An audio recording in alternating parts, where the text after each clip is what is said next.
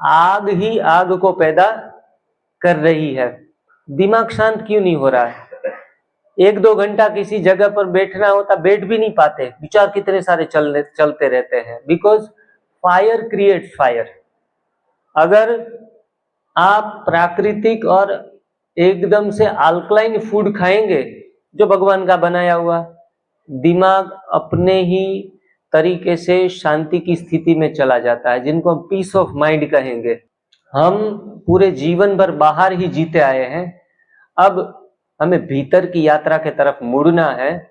इसलिए उनका पहला चरण है अपना थाली बदलो, अपना भोजन बदलो। कहते हैं कि दुनिया बदलना कठिन है, अपनी थाली बदलना आसान है। और जो थाली बदलता है वो दुनिया भी बदल सकता है। स्वास्थ्य का मूल मंत्र छिपा हुआ है गलत चीजों को छोड़ने से, नहीं कि अच्छी चीजों को अपनाने से। जीवन का रंग बदलो, जीने का ढंग बदलो। सर्वे सन्तु निरामया, सर्वे भद्राणि पश्यन्तु, मां कश्चित् दुख भाग भवेत्। सर्व का मंगल हो, सभी स्वस्थ रहें, सभी खुश रहें, सभी निरोगी रहें, ऐसी मंगल कामना के साथ आज इशार में तीसरा सेशन स्वास्थ्य का सार, पहली बार ये शिविर लगने जा रही है। तो इस शिविर में आप सभी बहुत अच्छे तरीके से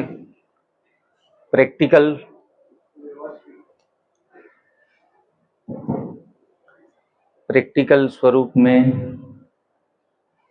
अच्छे तरीके से अपने आप को ढालने के लिए, रूपांतरित करने के लिए इस भोजन की स्वास्थ्य की प्रयोगशाला में प्रयोग करने के लिए बैठे हैं। सच्चे अर्थ में योगी उनको कहा जाता है जो प्रयोगी है। तो हम सच्चे अर्थ में परमात्मा के साथ अनुसंधान करने के लिए इस भोजन रूपी योग का सही अर्थ में प्रयोग करने के लिए 4 दिन के लिए मिले हैं।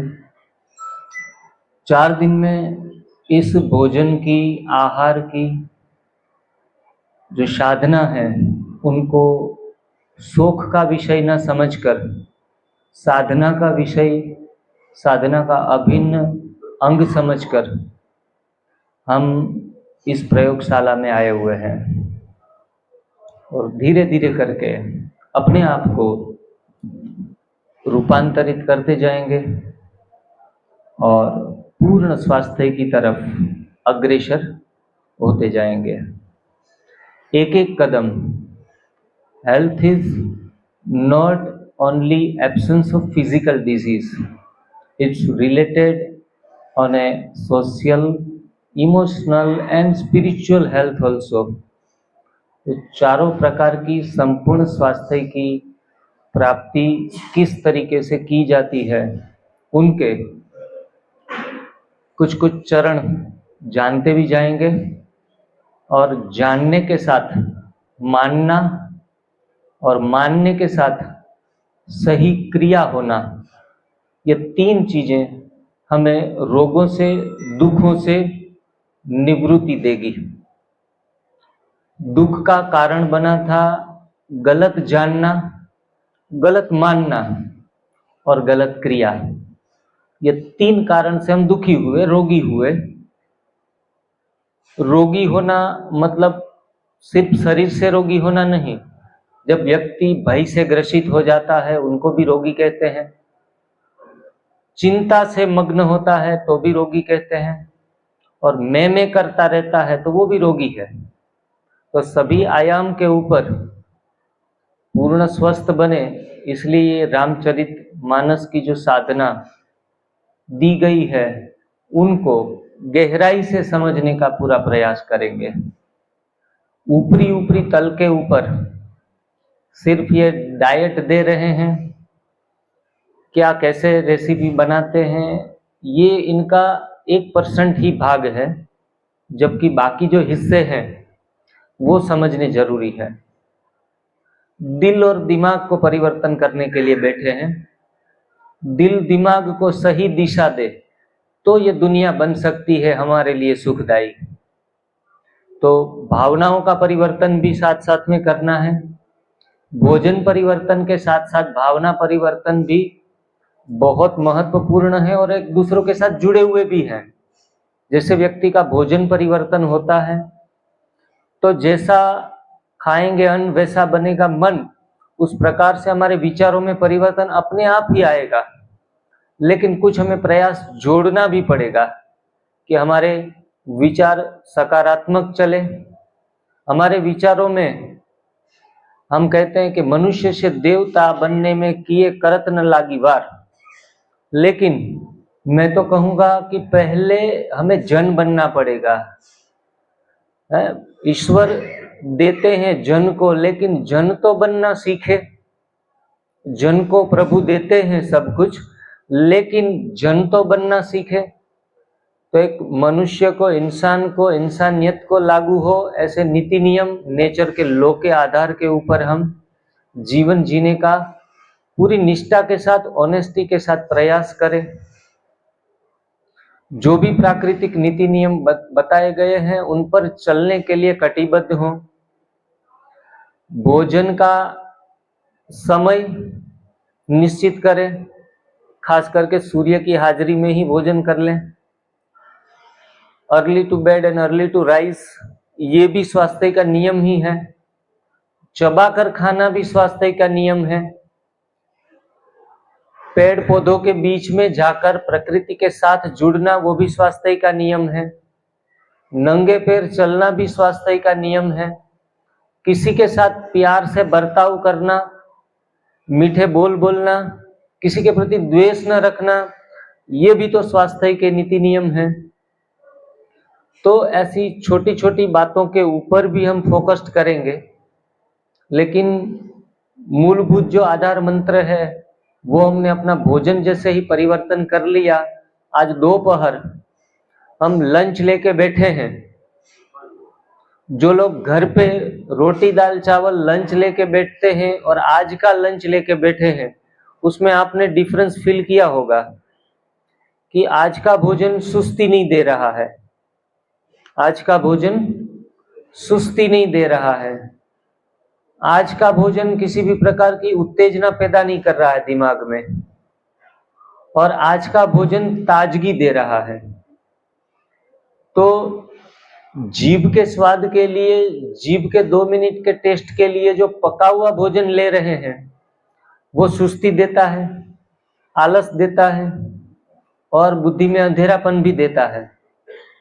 लेकिन कुछ समय के स्वाद के लिए हम उनके मुरीद बनकर सालों से पका हुआ भोजन खाते आए हैं। दोपहर में अगर उस समय खाते समय अगर टेस्ट न लगे कि जो पके हुए भोजन में बात बनती है वो इसमें बनती नहीं दिखाई दे रही है, लेकिन 2 मिनट की खुशी के लिए, 2 मिनट के नशे के लिए, वो एक प्रकार का नशा ही है। पका हुआ भोजन को नशा कहा जाता है। कोई कहता है कि सबसे बड़ा नशा कौन सा है?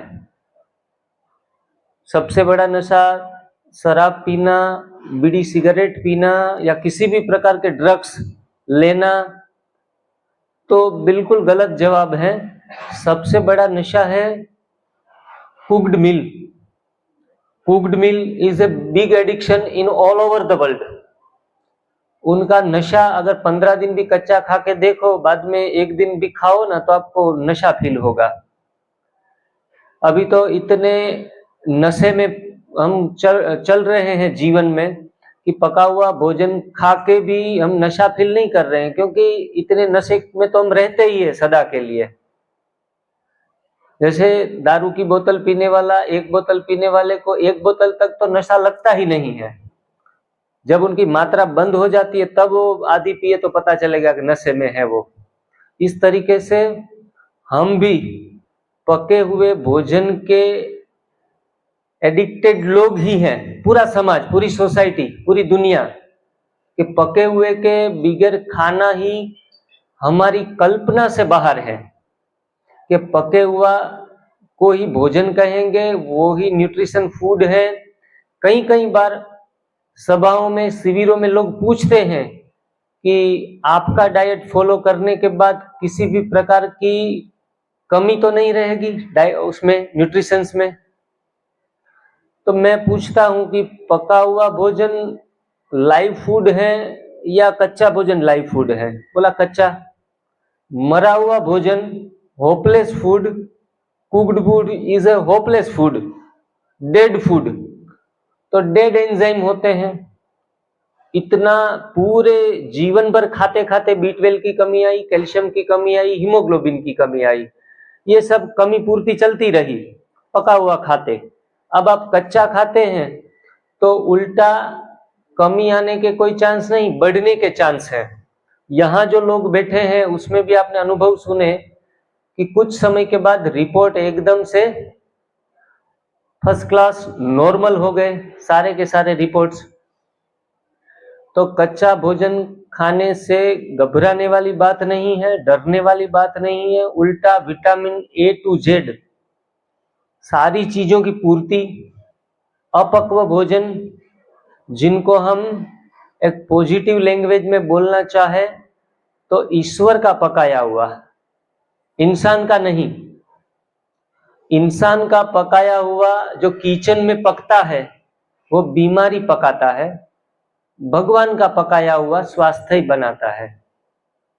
जो 40 डिग्री टेम्परेचर के ऊपर हमारे घर में आता है, सनलाइट लगभग 40 डिग्री के आसपास होती है, उसमें अभी मैंगो की सीजन आएगी तो मैंगो 40 डिग्री में पक कर ही आता है, लगातार 2-2, 3-3 महीने पक कर आया हुआ है। हर चीज पक कर ही आ रही है हमारे किचन में, हमें उस पर एक्स्ट्रा आग लगाने की जरूरत नहीं है। आग का खाएंगे तो दिमाग में आग पैदा होगी। हम कहते हैं ना स्ट्रेस है, एंजाइटी है, सोच बहुत ज्यादा चलती रहती है, स्ट्रेस्ड रहते हैं। फायर क्रिएट्स फायर, आग ही आग को पैदा कर रही है। दिमाग शांत क्यों नहीं हो रहा है? 1-2 घंटा किसी जगह पर बैठना होता, बैठ भी नहीं पाते, विचार कितने सारे चलते रहते हैं। Because fire creates fire. अगर आप प्राकृतिक और एकदम से अल्कलाइन फूड खाएंगे जो भगवान का बनाया हुआ, दिमाग अपने ही तरीके से शांति की स्थिति में चला जाता है, जिनको हम पीस ऑफ माइंड कहेंगे।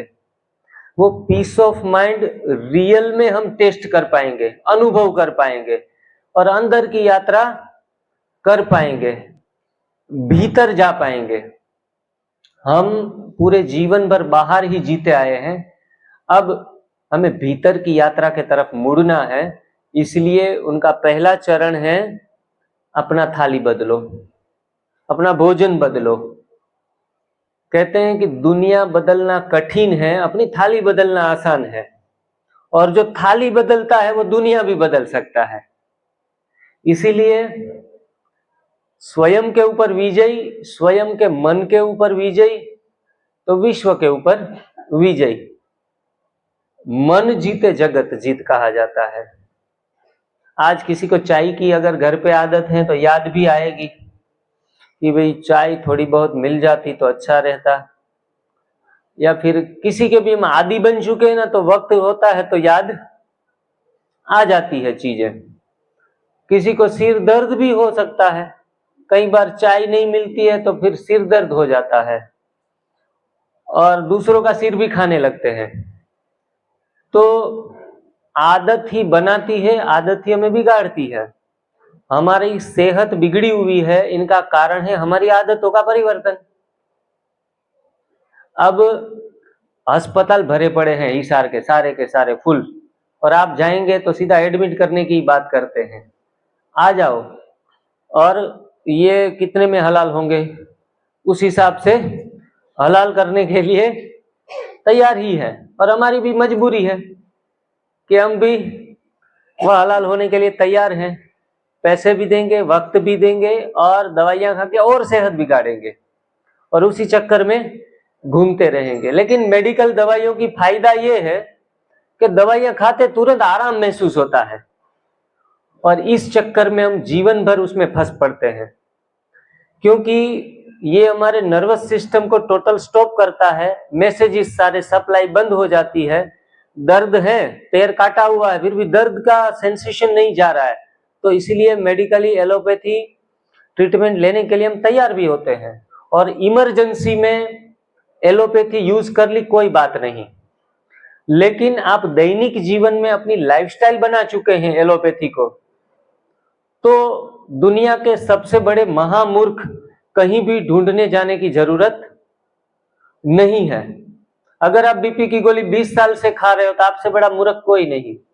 शुगर की दवाइयां ले रहे हो तो आपके बड़ा मूर्ख कोई नहीं। आपने 20 साल में सोचा ही नहीं कि 20 साल खाते खाते रोग नहीं गया, फिर भी मैं खा रही हूं। रोग का निवारण होना चाहिए, उनको कहेंगे दवा। जो लेने से रोग का निवारण हो या फिर रोगों को रोक दिया जाए। Medicine means which can prevent disease और क्योर ए डिजीज।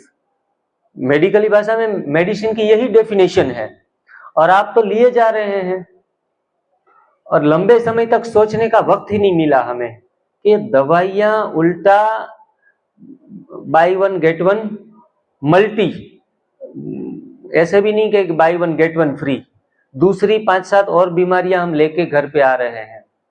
लेकिन टेम्पररी सॉल्यूशन मिलने के कारण हम उस दवाइयों के आदी बन चुके हैं, और दवा का डर भी बैठा हुआ है हमारे अंदर। अंदर से इतना फड़फड़ाते हैं, एक बार का वक्त का दवा भी चूक गए ना तो भी डर लगा रहता है। तो दवा किसको कहेंगे? जो माँ प्रकृति हमें दे रही है, उनमें से निशुल्क जो हमें मिल रहा है। अच्छी शुद्ध हवा भी दवा का काम करती है। कहते हैं ना कि एक हवा 100 दवा, कहते ही है। खुले हवा में बैठने से, सांसें गहरी जाने से ऑक्सीजन लेवल, ब्लड सर्कुलेशन बढ़िया चलता है। तो हवा भी दवा है, सनलाइट भी दवा है। अरे पेड़ को आप हग करो ना, किसी भी पेड़ को, प्रकृति को, तो भी इतने सारे बॉडी में हमारे वाइब्रेशंस जाते हैं कि फॉरेन के अंदर तो इनको ट्रीटमेंट के तौर के ऊपर दिया जा रहा है। लेकिन वो लॉजिकली इन्वेंट करके पता लगाते, मशीन के द्वारा चेक भी कर लेते कि चलो आपने पेड़ को पकड़ा तो आपके शरीर के वाइब्रेशन, हार्मोन्स क्या क्या चेंज हुए, बदलाव क्या क्या आए। सारा प्रयोग करके प्रकृति के साथ जुड़ रहे हैं। और कमाल की बात तो मैं कहूं कि स्पेन में, अमेरिका में फास्टिंग को सब्स्टिट्यूट के तौर के ऊपर मेडिसिन के सब्स्टिट्यूट में यूज कर रहे हैं, और उनको वहीं की चिकित्सा विज्ञान ने इनको चिकित्सा के तौर के ऊपर अपना लिया है। जबकि वो खजाना हमारे प्राचीन परंपरा का है, उपवास के द्वारा इलाज। और हम अपनी परंपरा को भूल चुके हैं कि उपवास से थोड़े ही लोग ठीक होते हैं। लेकिन आज साइंस ने खोज कर सारे बड़े बड़े कंट्रीज भी इनको हीलिंग के तौर के ऊपर ले रहे हैं। और हम आज के दिन में भी उपवास को एक गुनाह समझते हैं, पाप समझते हैं कि उपवास नहीं करना, खाते पीते मरना है। मौत भी आ जाए तो खाते पीते चले जाएं। लेकिन अगर भूखा रहेंगे तो भूखे रहने से जीवन मिल सकता है, मौत नहीं आती। मौत नियति का खेल है, जब भी लिखी है आएगी। लेकिन उपवास करने से, खाली पेट रखने से रोगों को रिवर्स भी कर सकते हैं, और साथ साथ में एक नया जीवन, स्वस्थ जीवन भी पा सकते हैं। लेकिन कब उपवास करें, किस विधि से करें? बिना विधि नहीं सिद्धि। विधि से करेंगे तो मिलेगी सिद्धि, ये जरूर समझना है। कोई कोई आधा कैम करके चले जाते हैं, तो कहते हैं कि आधा ज्ञान हमेशा खतरा बन सकता है, पूरा जाना नहीं।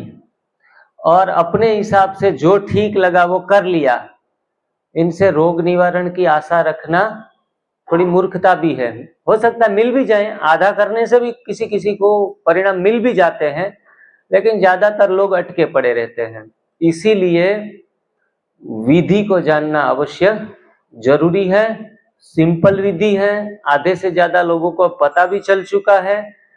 आज के दिन में उन्होंने फील भी किया है कि करना क्या है। सुबह सुबह 12 बजे तक उपवास कर लिया, ग्रीन जूस पी लिया और सलाद खा लिया। बहुत सिंपल। यही लाइफ आगे जाके आपको जीनी है, घर पे जाके भी।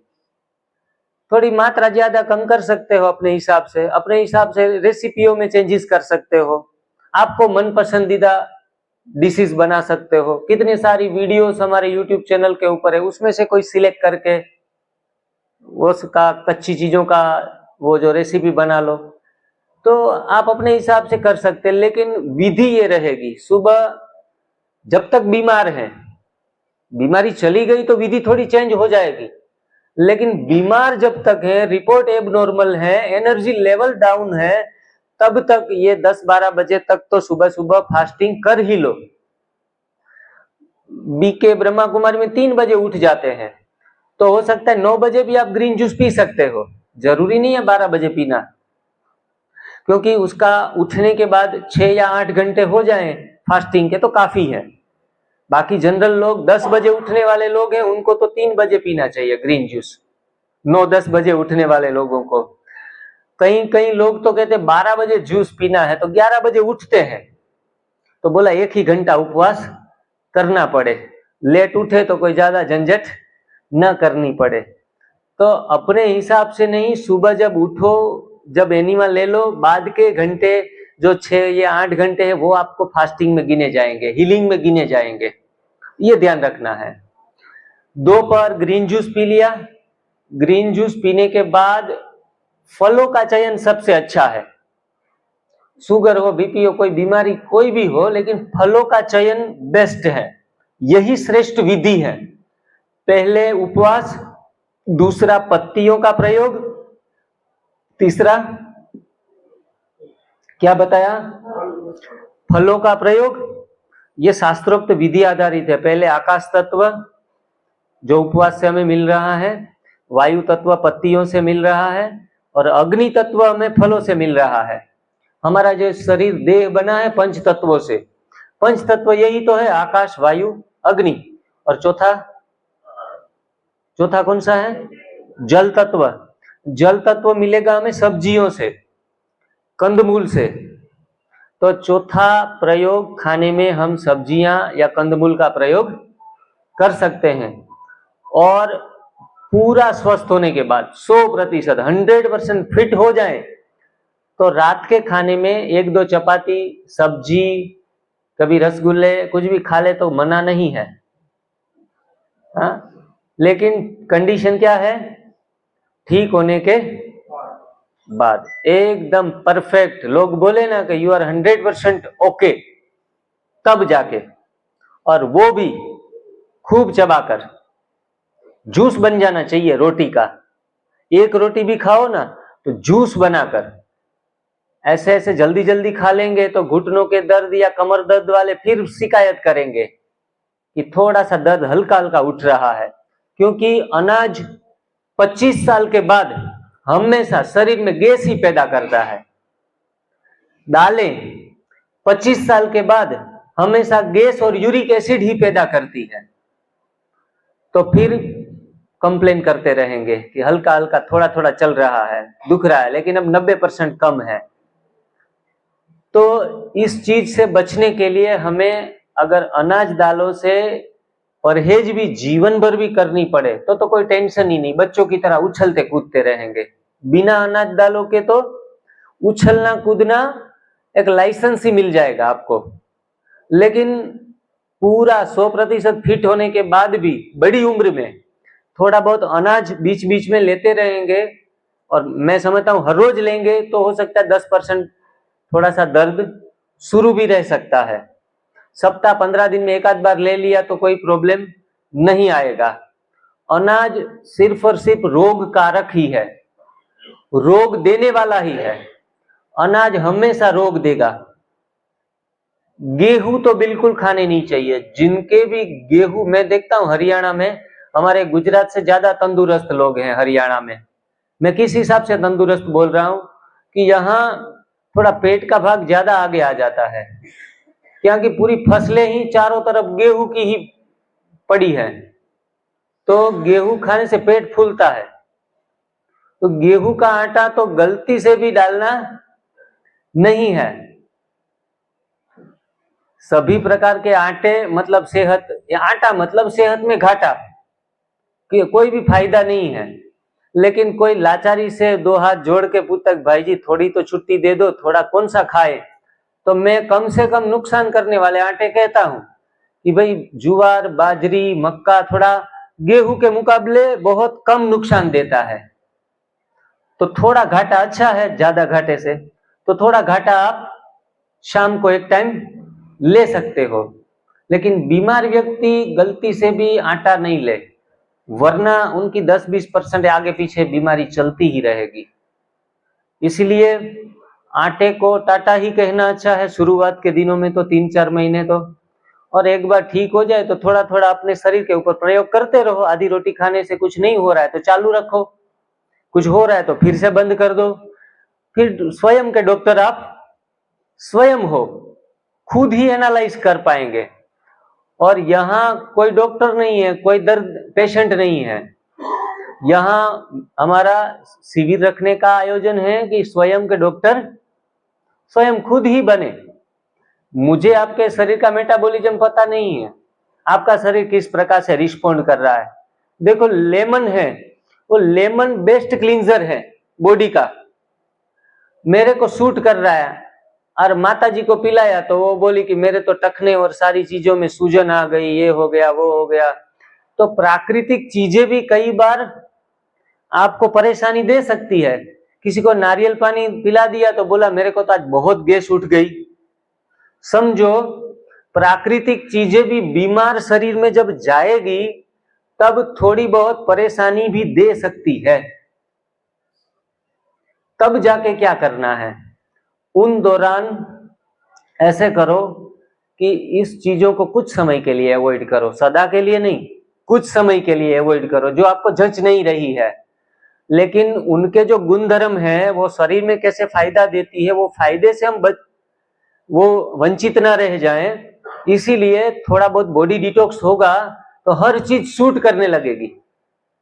शुरुआत के दिनों में हो सकता है कि कोई कोई चीजें, नेचुरल चीजें में सूट ना करे। किसी को खीरा सूट नहीं करता, किसी को नारियल सूट नहीं करता, किसी को लेमन सूट नहीं करता। बोला भाई जी क्या खाएं, वो अच्छा नहीं लगता, ये अच्छा नहीं लगता, तो खाएं क्या। तो कुछ समय के लिए बॉडी में जब तक गंध भरी है, टॉक्सिक भरे हैं, तब तक काफी सारे प्रश्न दिमाग में उलझते रहेंगे। लेकिन उलझना नहीं है, सुलझना है। अब हाँ, रास्ता अपना ढूंढ लेना है। मेरे को केला अच्छा लगता है, केला खाओ भाई। किसी को बोलते केला खाने से तो मेरे को अस्थमा है, थोड़ा ज्यादा उठता है, केला तो आपने जो फल वगैरह खिला दिए तो मैं तो परेशान हो गई। अरे भाई केले से आप थोड़ी ठीक हो रहे हो, आप ठीक हो रहे हो पेट की सफाई एनीमा से, 12 बजे तक का उपवास से, हरी पत्ती के जूस से ठीक हो रहे हो। खाने में क्या चयन करना है वो आपकी प्रकृति के अनुसार आप चयन कर लो। लेकिन डिजाइन फूड होने चाहिए 4 प्रकार के, पत्ते, सब्जियां, फल और कंदमूल। ये 4 प्रकार का डिजाइन फूड हमारे प्लेट में आना चाहिए। मेरे को चलो आलू सूट हो रहे हैं कच्चे, या थोड़ा हल्का सेक भी लिया, सूट हो रहे हैं, मसाले नहीं डाले, तेल नहीं डाला। अब किसी को जो आर्थराइटिस है वो आलू भी 2 खा लेंगे ना, हल्का सा सेक के, तो दर्द 2 गुना बढ़ जाएगा। तो बोला आपने तो कहा था सब्जियां, जहां सब्जी वहां नो कब्जी, लेकिन मैं तो सब्जी खा के उल्टा परेशान हो गई, आलू की सब्जी खाई। जरूरी नहीं है आलू खाने से बीमारी जाएगी। हम क्या समझ लेते हैं, अभी यहाँ सुंदर सुंदर रेसिपियां और डिसीज है ना, उनसे हम क्योर हो रहे हैं। अरे उसमें तो हो सकता है कोई चीज आपको सूट ना करे तो मजा ना भी आए, डिटॉक्सिफिकेशन ना भी हो, तो आपको एनालाइज करके वो डिश को अलग कर दो, नहीं खाने हैं। किसी को शकरकंदी अच्छी लगे तो वो इस्तेमाल कर ले, किसी को गाजर अच्छा लगे वो इस्तेमाल कर ले। अपनी बॉडी के एट्यूटमेंट के साथ चल के हमें आगे इस विषय में बढ़ते जाना है। किसी को ज्यादा मात्रा चाहिए, फिजिकल वर्क है तो ज्यादा मात्रा ले ले, जरूरी नहीं है। खेत में काम करने वाले लोग भले ना 1 किलो गाजर खा के जाएं, जूस बूस पूरा 1 लीटर पी के जाएं, और जो मजदूर नहीं ऑफिस में ही एसी में बैठे हैं पूरे दिन भर, तो उनको तो 50 ml जूस तो काफी हो जाता है, 4-6 घंटे जरूरत ही नहीं और किसी भी चीज की। तो अपने अपने हिसाब से रेशियो, हमारे पास डाइट चार्ट नहीं मांगना कि भाई जी मैं ये तकलीफ है, मेरे को व्हाट्सएप कर दो डाइट चार्ट आपका। अरे मेरे से ज्यादा आप खुद को जानते हो, मैं आपके पास तो बस 2 दिन 4 दिन साथ में रहेंगे, खुद के साथ तो खुद को ही रहना है कि मेरे को डाइट ज्यादा करना कम करना। यहां से एक ओवरव्यू दे देंगे कि ऐसे ऐसे करके आपकी बीमारी इस हिसाब से जा रही है। यहां डॉक्टर कुछ काम करेगा नहीं, यहां काम करना है खुद को। इसीलिए एनडीएस में ज्यादा परिणाम मिल रहे हैं लोगों को, चुटकी बजाते, without medicine, without exercise and without, तीसरी चीज कौन सी है? मेडिसिन की जरूरत नहीं है, फिर एक्सरसाइज की जरूरत नहीं है, और तीसरा विदाउट मनी। लाखों रुपए खर्च करने के बाद भी स्वास्थ्य ही नहीं मिल रहा है। ये 5-7 हजार में तो लाखों का खजाना लेकर जा रहे हैं, ये भी कोई शुल्क नहीं कहेंगे। तो इसमें मैं तो ये कहता हूं कि शिविर में भी ना आओ, चलो घर बैठे बैठे देख लो पूरा विश्वास करके, जैसे काफी सारे लोगों ने घर बैठे बैठे प्राप्त कर ही लिया है। तो एनडीएस वाले किसी के जेब के ऊपर भी हाथ डालने वाले नहीं है, इसलिए विदाउट मनी आप अपने पूरे परिवार के स्वास्थ्य का ध्यान रख सकते हैं। तो ये 3 कंसेप्ट, और world without medicine, world without pain, world without sorrow, दुखों से निवृत्ति, पीड़ाओं से निवृत्ति, बीमारियों से निवृत्ति प्राप्त कराने की ये साधना है। भोजन परिवर्तन सिर्फ स्वास्थ्य ही नहीं, ये पूरे जगत की कुंडली चेंज करने की ये यात्रा है। मैं तो ये कहूंगा, जैसा लोग खाते हैं ना वैसे विचार बन जाते हैं। जो लोग आतंकवादी हैं, दूसरों का नुकसान करते हैं, आप देखो उनका डाइट चार्ट देख लो, क्या खाते हैं ज्यादातर लोग ऐसे जो नॉनवेज खाते हैं। मांस इसलिए ही हमारे शास्त्रों में, धर्मों में मना करते हैं कि नॉनवेज खाने से दिमाग तामसी हो जाता है, मारने मरने पर तुल जाते हैं। और ये जो दूध हम पी रहे हैं ना वो भी नॉनवेज है। पशु से जो भी आ रहा है, वो चाहे उनका मीट आ रहा है या फिर मिल्क आ रहा है, वो सारे नॉनवेज हैं और इनसे मति भ्रष्ट होती ही है। इसीलिए हम डिवाइन लाइफस्टाइल, इसलिए हमारा नाम रखा divine lifestyle. Means no milk, no meat, no masala, no millets. Millets की भी जरूरत नहीं है। किसी किसी पद्धतियों में मिलेट्स या हल्के धान्य का प्रयोग किया जाता है, लेकिन डिवाइन लाइफस्टाइल का मतलब है no millets, no masala, no milk and no meat. पूरा एकदम pure life, no salt, no sugar. आपको थोड़ा ताज्जुब लगेगा कि सॉल्ट के बिना तो पॉसिबल ही नहीं है जीवन। खाने में कोई शुगर ना दे तो चलेगा, लेकिन सॉल्ट तो चाहिए। इसलिए मैं लगभग 6-7 साल से तो ठीक हो ही चुका हूं पूरी सारी बीमारियों में। और मैंने क्या किया कि जैसे जैसे बीमारियां हटती गई ना, तो लोग छूट लेते हैं कि अब खाने पीने में थोड़ा छूट-छाट लेना शुरू कर दे। मैंने उल्टा किया है, जैसे जैसे ठीक होने लगा ना उतना रस्सी टाइट करता गया, और धीरे धीरे करके फिर सोल्ट को भी काफी समय से छोड़ दिया है। आपको थोड़ा ताज्जुब होगा, हमारे ग्रुप के जो बच्चे हैं 20-20, 30, 25 साल के अंदर, वो भी सोल्टलेस डाइट ले रहे हैं, सेंधा नमक भी नहीं। तो कोई भी प्राणी, कोई भी जीव अलग से नमक यूज नहीं कर रहा है सिवाय मनुष्य के। जब वो समुद्र से आता है, व्हाइट पॉइजन कहा जाता है, समुद्री नमक को सफेद जहर कहा जाता है, तो हम मुड़ जाते हैं सेंधा नमक की तरफ। सेंधा नमक भी तो हमारा भोजन है नहीं। पत्थरों को, आपको सबको पता है, सिंध में, कराची में वहां पत्थर होते हैं, उसको स्टोन को क्या करते हैं, पाउडर करके उसमें भर देते हैं। आजकल तो मिलावटें भी हैं, रॉक सोल्ट भी है, साथ में सी सोल्ट भी है, और वो 20 रुपए का पैकेट है, वो 80 का बिक रहा है। तो ऐसी मिलावटों वाली चीजें भी हमारे घर में आ रही है। हम समझते हैं ये प्योर सोल्ट नहीं है। मैं कहता हूं सोल्ट प्योर ही नहीं है, सोल्ट प्योर ही नहीं है, सोल्ट खाना ही नहीं है। लेकिन ये शुगर भी एडिक्शन है, सोल्ट भी एडिक्शन है। बाबा ने पुरानी मुरलियों में दीदी कहा था कि सतयुग में चीनी और ये सोल्ट, नमक नहीं होगा, फल ही इतने रसदार होंगे कि जिसमें आपको चीनी और नमक की याद ही नहीं आएगी। इतने रसदार फल और रसदार भोजन होंगे सतयुग में। तो सतयुग में नहीं था, कलयुग में ये सारी चीजें हैं और इनसे हम बीमार हैं। वो शोले पिक्चर हमने देखा था कि अबे ओ कालिया तेरा क्या होगा, तो सरदार हमने आपका नमक खाया है। तो सरदार क्या बोलता है, तो अब गोली भी खा। तो हमने भी नमक खाया है तो गोली भी खा रहे हैं, ठीक है।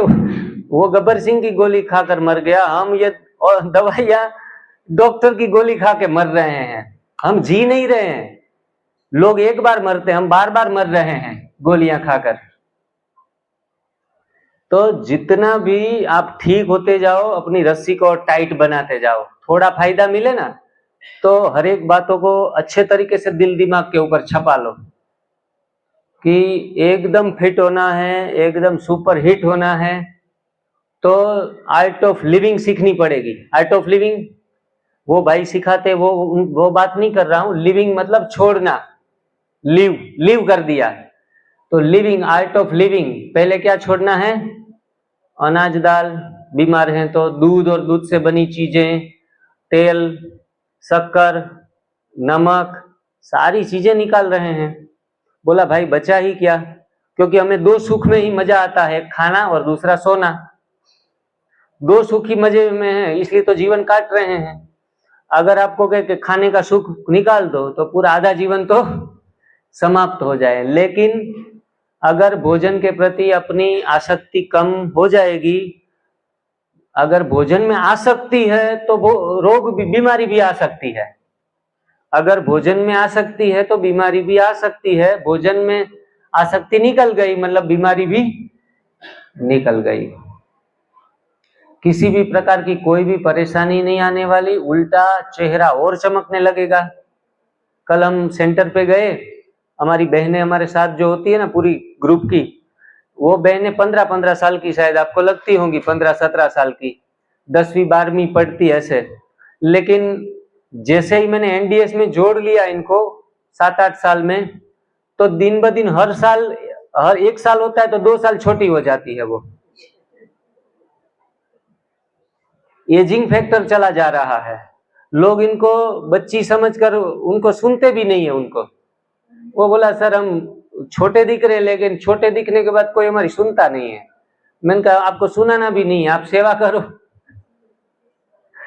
इतना स्किन फैक्टर आप देखेंगे, 60 साल 70 साल के लोग भी जब करते ना, 3-6 महीने हो जाते ना, हाथ पैर एकदम फिट और युवा की तरह, थोड़ी बालों में हेयर डाई करवा ले तो कोई पहचान नहीं पाएगा कि 60 साल के हैं, 70 साल के हैं। मतलब यहाँ युवा बना जा सकता है। बूढ़े से युवा बनाने की फैक्ट्री है एनडीएस। बुढ़ापा क्या है आपको पता ही नहीं चलने वाला, 100 साल 150 साल तक भी जी लो। ये पावर है एनडीएस का। उसमें भी आप आंवला जो इस्तेमाल करते हैं ना, ग्रीन जूस में डाला था आंवला, आंवला नित्य सेवनीय है। 365 दिन आंवला यूज करने वाले की स्किन में एक झुर्री भी नहीं आ सकती। बाल भी अगर काले हैं तो आगे जाके सफेद होने वाले ही नहीं है। आंवला इतनी सुंदर श्रेष्ठ आहार है और उनको आयुर्वेद में जड़ी बूटी कहा जाता है, नंबर 1 सुपर फूड कहा जाता है। तो एक एक चीज तोल मोल के वेल डिजाइन की गई है एनडीएस में। पालक, पुदीना, धनिया, ये सब चीजें हैं। आप देखो पालक खा रहे तो आयरन की कमी नहीं आएगी, हीमोग्लोबिन ऊपर रहेगा। तो धनिया खाएंगे तो आंखों की रोशनी बढ़ जाएगी। मीठी नीम के पत्ते जाएंगे तो ब्लड प्रेशर ठीक हो जाएगा। हर चीज जड़ी बूटी डाली गई है। आहार ही औषधि के तौर के ऊपर इस्तेमाल की जा रही है। आंवला तो ऑल इन वन है। ये चाहे बाल हो या खाल हो या हार्ट हो, दिल की बीमारी के मरीज भी हार्ट आंवला खाए 30 दिन में बाईपास करवाने की नौबत ही ना आए, लेकिन उनके साथ परोठे भी खाते रहे तो आंवला कुछ काम करने वाला नहीं है। तकलीफ वहां होती है कि हम अच्छी अच्छी चीजें भी खाते हैं, पाप भी करते हैं और गंगा में डुबकी लगाने भी चले जाते हैं, इसलिए हमें परिणाम अच्छी चीजों से भी नहीं मिल रहे हैं। तो स्वास्थ्य का मूल मंत्र छिपा हुआ है गलत चीजों को छोड़ने से, नहीं कि अच्छी चीजों को अपनाने से। देखो, चिंतनीय मैं बात बोल रहा हूं, स्वास्थ्य मिल रहा है गलत चीजों को छोड़ने से, नहीं कि अच्छी चीजों को अपनाने से। हम अच्छी चीजें 10 अपना लिए, गलत चीज छोड़ने के लिए तैयार नहीं। ऐसे लोग भी मायूसी रहते हैं, पूर्ण स्वास्थ्य प्राप्ति में मायूसी रहते हैं। किसी किसी को आंवला मिलता ही नहीं, फिर भी एकदम से मस्त रहते हैं। मैंने कहा आंवले के ऊपर एनडीएस टिका हुआ नहीं है, लेमन या ऑरेंज या पाइनएप्पल, काफी सारे विटामिन सी से भरपूर और कोई भी ऑप्शंस हैं। जहां जो रीजनल मिल रहा है वो चीजों का इस्तेमाल करके, पालक मानो कि ना मिले तो पालक के बदले आप अरे इसका पीपल का पत्ता भी डाल सकते हो, बरगद का पत्ता भी डाल सकते हो, एकदम फ्री मुफ्त ग्रीन जूस बन जाता है। बस अच्छा लगना चाहिए। मीठी नीम, तुलसी, जो पशु खा रहे हैं ना वो सारे पत्ते डाल सकते हैं, पशु खाने चाहिए, क्योंकि पशु हमारे से बददिमाग कम है। हम बददिमाग ज्यादा है, क्योंकि हम तंबाकू की पत्ती भी खाते हैं। यहाँ तो हुक्के लगा कर ही बैठे हैं, गुजरात में तो एक हुक्का वाला मिलेगा नहीं, यहाँ हर जहां भी नजर करो हुक्के चला के सारे लोग इकट्ठे पी रहे हैं, क्योंकि बददिमाग हम हैं। हमें पता नहीं है कि तंबाकू की पत्ती खाने लायक नहीं है, गधा भी नहीं खा रहा है लेकिन इंसान खा रहा है।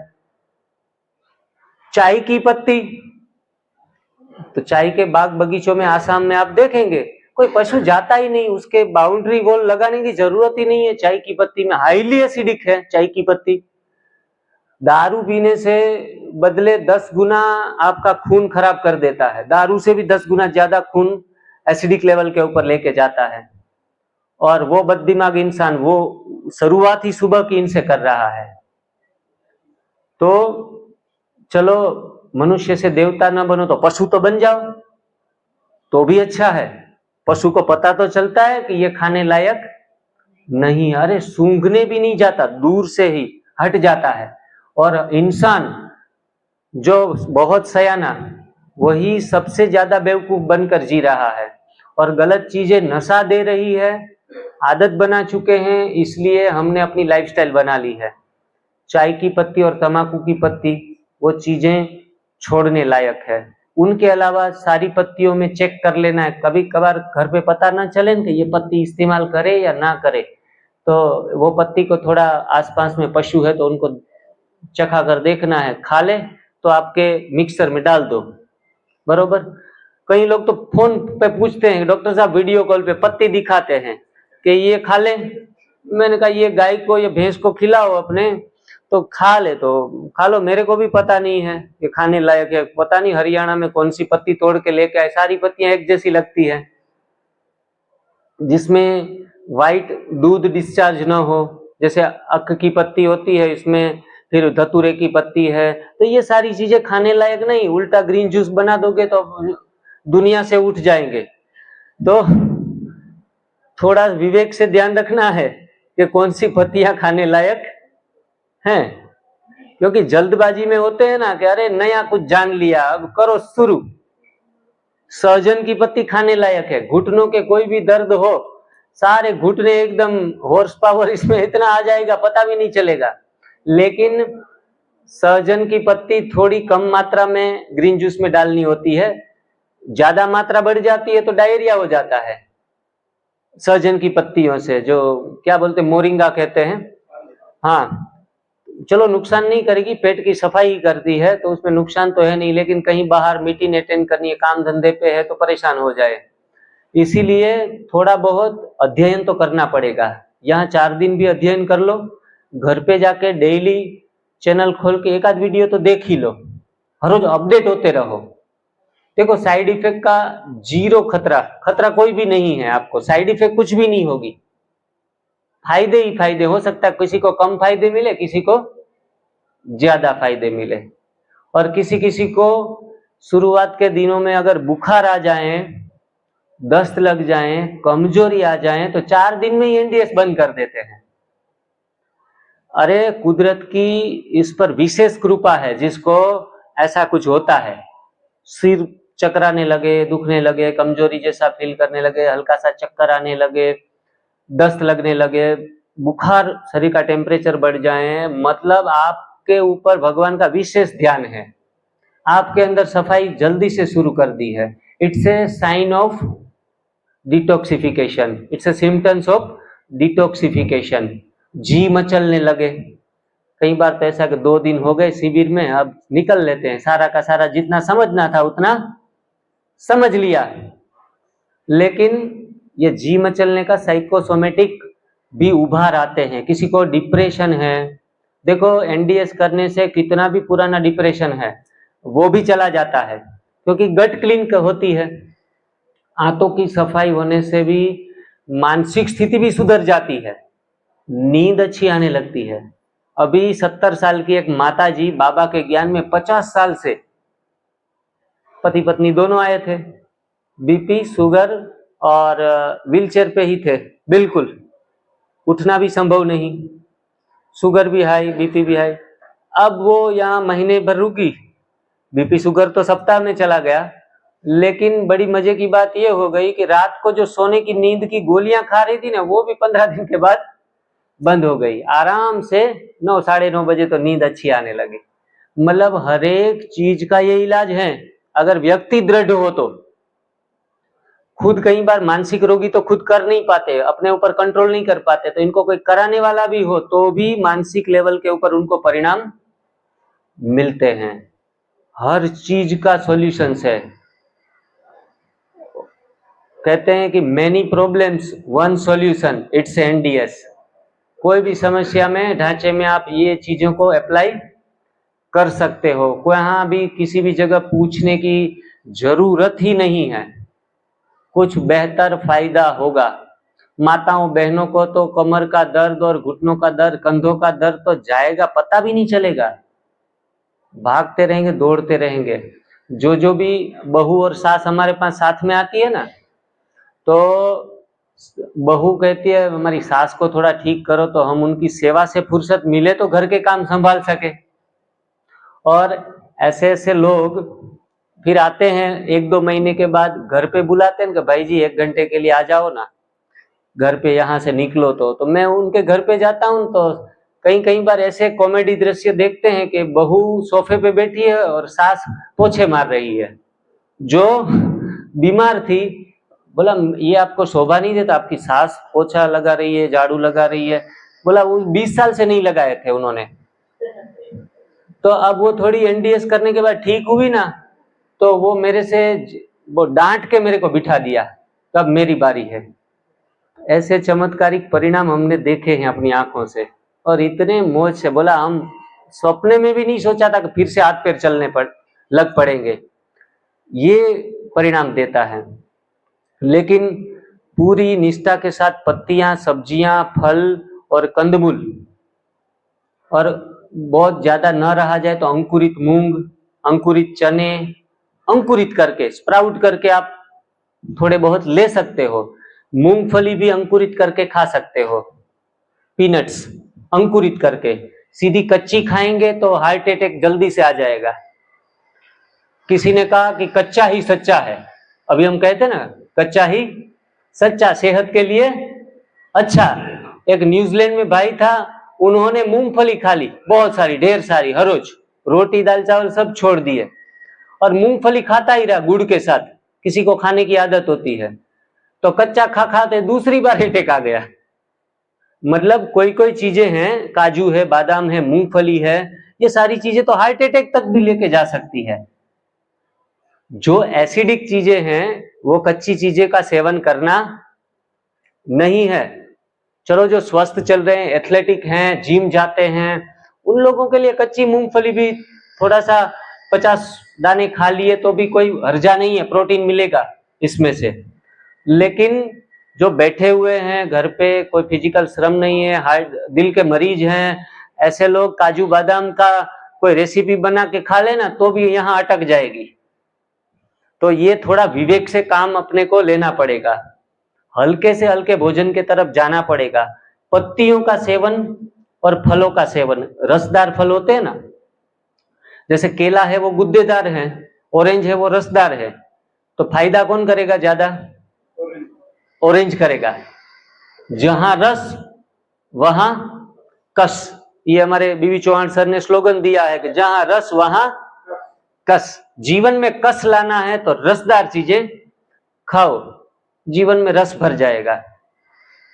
चीकू है, एप्पल है, उसमें थोड़ा गुद्दा होता है, तो गुद्देदार फलों का चयन, युवा है, थोड़ी कम उम्र है, भले खा ले। बड़ी उम्र के बाद तो रस वाले फलों का चयन ज्यादा करना है। ज्यादा भूख लगी है तो कोई भी भारी फल भी खा सकते हैं, कोई मना नहीं है।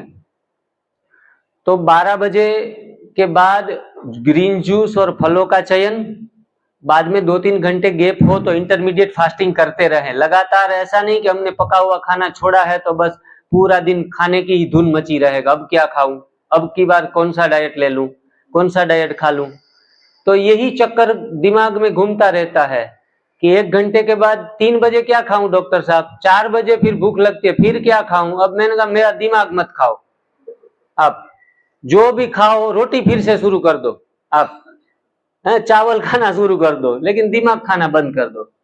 तो क्यों खाने की हबज इतनी होती है कि बस खाऊं खाऊं खाऊं, पेट में बलाऊं। तो खाने के संस्कार इतने हमारे तीव्र होते हैं। तो फल और सब्जियां थोड़ा सा एक आधा बाइट ले लिया, आधा घंटा चल जाता है। अभी हम मार्केट में गए, गन्ने का जूस वाला था, बहुत बढ़िया अच्छा गन्ने का जूस भी हमने पी कर आ गए। लेकिन फिर बाद में बाजू में कितनी सारी अच्छी लारियां और भी थी, फलाना पिज्जा, फलाना ये वो सारी चीजें 15 अलग अलग वेराइटी की भी थी।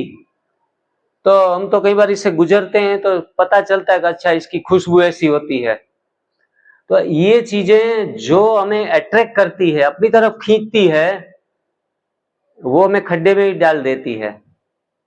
और जो चीजें ऑलरेडी आकर्षित हैं लेकिन हमारा उसके प्रति, हमारे अंदर इतनी जंक लगी पड़ी है ना, तो हमें नेचुरल चीजें उनके तरफ खींचती नहीं है। बाबा की मुरलियों में अक्सर हम सुनते हैं ना कि आत्मा के ऊपर जब जंक निकल जाती है ना तो परमात्मा आपको खींचता है, और जो कट लगी हुई सुई है ना उनको लो चुंबक कम खींचेगा। तो जब तक बीमारी रूपी कट अंदर पड़ी हुई है, जो पुराने संस्कार पके हुए खाने के हैं, तो एप्पल देख के मुंह बिगाड़ेंगे, केला देख के मुंह बिगाड़ेंगे, कोई भी सलाद देखेंगे अरे ये थोड़े खाने लायक, ये तो घास फूस है। तो मतलब हमारे अंदर जब तक कट लगी पड़ी है तब तक हमें ये चीजें अट्रैक्ट नहीं करेगी। तो पहले अपने अंदर को थोड़ा रिफाइन तो होना ही पड़ेगा, एनिमा से सफाई करनी पड़ेगी, सारी चीजों से एक एक करके आगे बढ़ते रहना पड़ेगा।